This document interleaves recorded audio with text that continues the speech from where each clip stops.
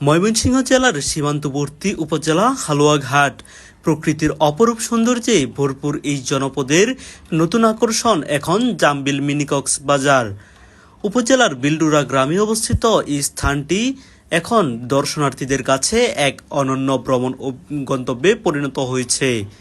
স্থানীয়দের বাসায় এই যেন এক প্রকৃতির আশীর্বাদ।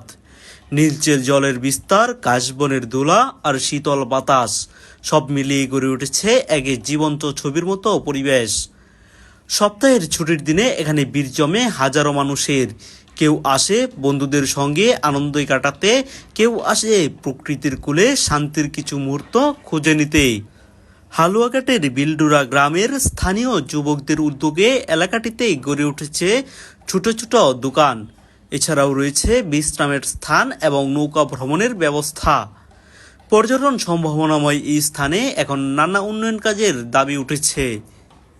দর্শনার্থীরা বলছেন, এখানে যদি সঠিকভাবে পর্যটন ব্যবস্থাপনা করা যায় তাহলে একদিন পুরো ময়মনসিংহ বিভাগের অন্যতম পর্যটন কেন্দ্র হয়ে উঠবে এই জামবিল। হালুয়াঘাটের পরিবেশবিদদের মতে বিলডুরা গ্রামের এই প্রাকৃতিক জলাশয় সংরক্ষণ করা গেলে তা কেবল বিনোদনের কেন্দ্রই নয়, বরং এটি গুরুত্বপূর্ণ জীববৈচিত্র্যের স্থান হিসাবেও কাজ করবে। জামবিল মিনি কক্সবাজার নামটি এখন সামাজিক যোগাযোগ মাধ্যমে আলোচনার কেন্দ্রবিন্দু। প্রতিদিন শত শত মানুষ ফেসবুক, ইউটিউবে শেয়ার করছেন এই এলাকার ভিডিও ও ছবি। প্রকৃতিপ্রেমীদের মধ্যে হালুয়াঘাটের এই ছোট্ট এলাকা আমাদের বুঝিয়ে দেয়, সৌন্দর্য শুধু কক্সবাজারেই নয়, লুকিয়ে আছে বাংলাদেশের প্রতিটি কোণায়। স্থানীয় প্রশাসন ইতিমধ্যে পর্যটন সুবিধা বৃদ্ধির পরিকল্পনা হাতে নিয়েছে বলে জানা গেছে। রাস্তা, সেতু ও নিরাপত্তা ব্যবস্থা উন্নত হলে এই এলাকা পর্যটন অর্থনীতিতে অবদান রাখতে পারবে।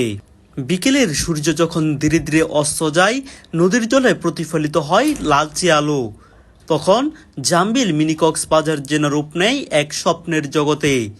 দূর থেকে ভেসে আসে পাখির ডাক, কাশফুলে দোলা দেয় হালকা বাতাস। এই যেন প্রকৃতি নিজেই বলছে, এসে অনুভব করো আমার শান্তি। এটি শুধু ভ্রমণ স্থান নয়, এটি হালুয়াঘাটের গর্ব, এটি ময়মনসিংহের প্রকৃতির মুখপাত্র, আর এটি বাংলাদেশের পর্যটনের এক নতুন সম্ভাবনা। বর্তমান সময়ে পানি কম থাকলেও বর্ষা মৌসুমে ভরা যৌবন ফেরত পায় এই জামবিল। তবে যারা সাঁতার পারে না তাদের জন্য ডেকে আনতে পারে মহাবিপদ। তাই যারা সাঁতার পারে না তাদেরকে সাবধান থাকার নির্দেশ দেওয়া হয়। এখানে বিভিন্ন সময় সাঁতার না জানার কারণে ঘটে গেছে অনেক ধরনের ঘটনা, যেগুলো মনে করতে চান না এই এলাকাবাসী। আমাদের সাথে থাকার জন্য ধন্যবাদ। এতক্ষণ আপনাদের সঙ্গে ছিলাম আমি শরীফুল হাসান রানা।